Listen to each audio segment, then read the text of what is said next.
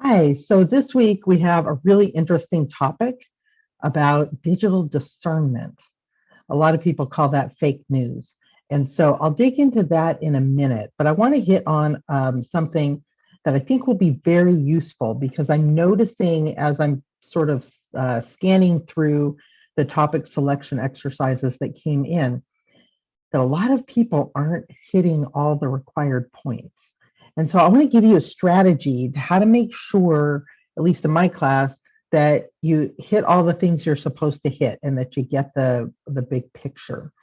So let's jump over to a screen share. So this week in the Reliable Sources project, and I'm not going to go into detail, there's a whole video that goes into detail.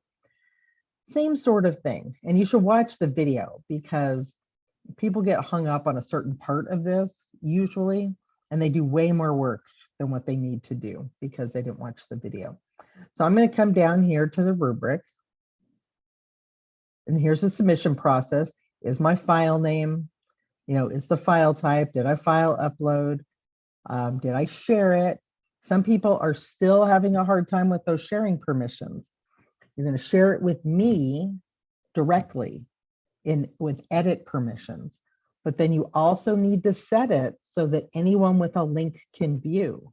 So you can have both of those permissions. And there's a video about how to do that on the help desk, but I linked to it here.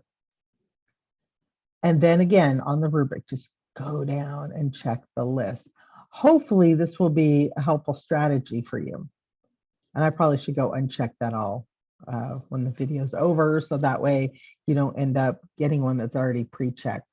So I'll make sure to take care of that. Anyhow, hopefully that strategy will be super helpful to you. Let me stop sharing for just a minute. The other thing I want to remind you to do, we have really good Zoom sessions, not this past week, but the week before in week 3. This is week 5, so that means it's Zoom week, and we're going to talk about Reliable Sources Project. We're going to talk about fake news. It's going to be a really interesting discussion. A lot of people signed up already next week. So if you haven't signed up yet, save your spot. And if there's a spot and you have some flexibility in there, please pick the one with the fewest people. So that way we can balance out. Like if you can, it doesn't matter if you go to 2 or 3 different ones, like you're open for all of those. Pick the one that has the fewest amount of people. That'll help us all out. Okay. So let me jump over to Moodle and I'm just going to show you a couple of brief things. I really am trying hard to keep these videos short. It's really hard because there's a lot of stuff. And this is a week where you're going to see a lot in Moodle and you might go, oh my gosh, what am I in for? So of course, you're already watching this video. Good job. Here's the checklist if you'd like to use it.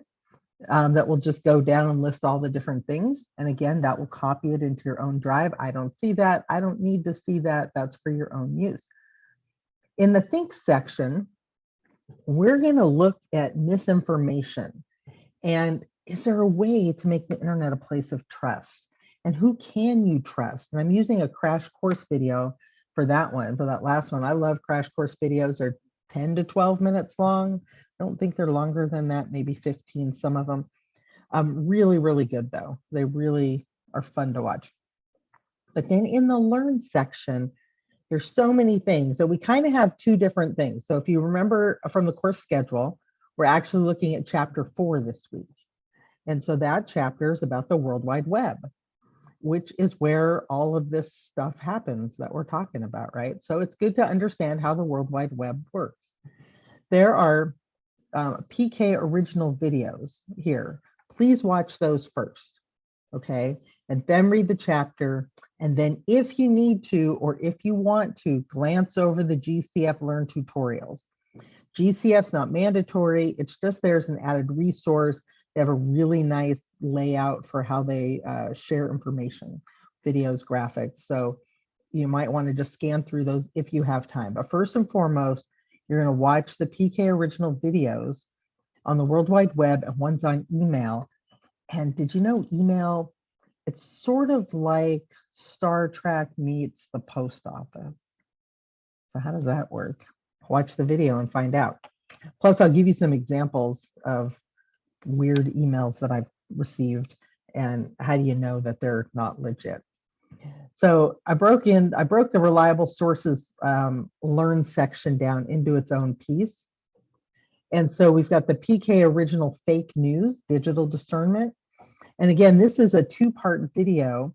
And in one of the parts, I actually walked through an experience I had on Facebook with people posting things. And it was like 2 people that didn't know each other, but I knew them. And they were posting on the same topic, but in a different way. And I talk about how I tracked down the real information. And you can do that too. So I give a strategy for how do you find out if something you see online is actually true. And honestly, it didn't take that long.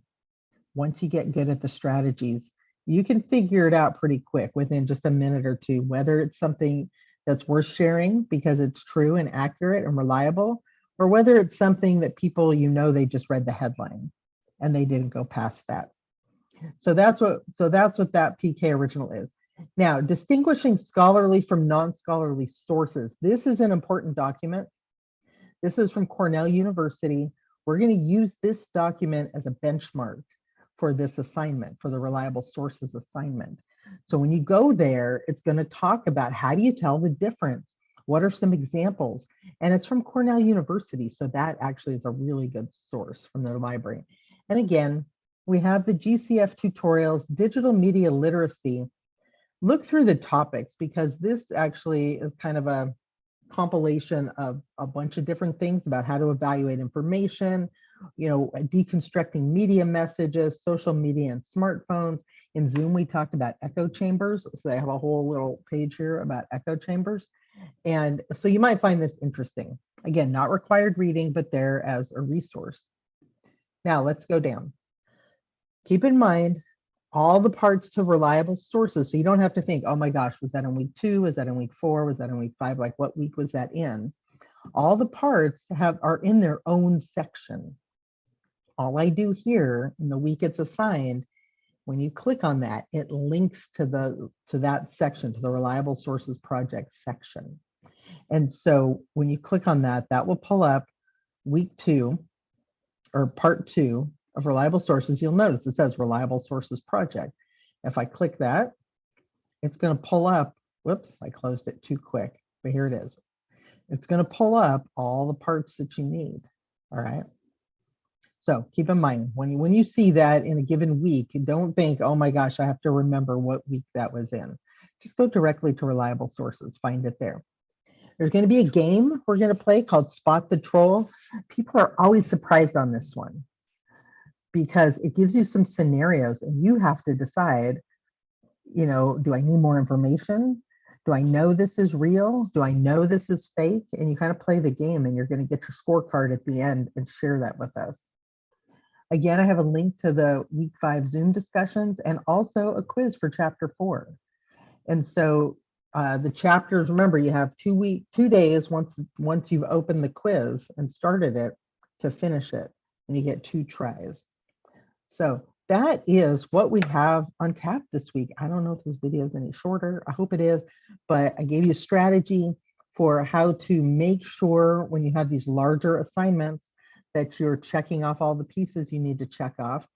I gave you some information about signing up for Zoom, and I gave you an overview about how our week is set up.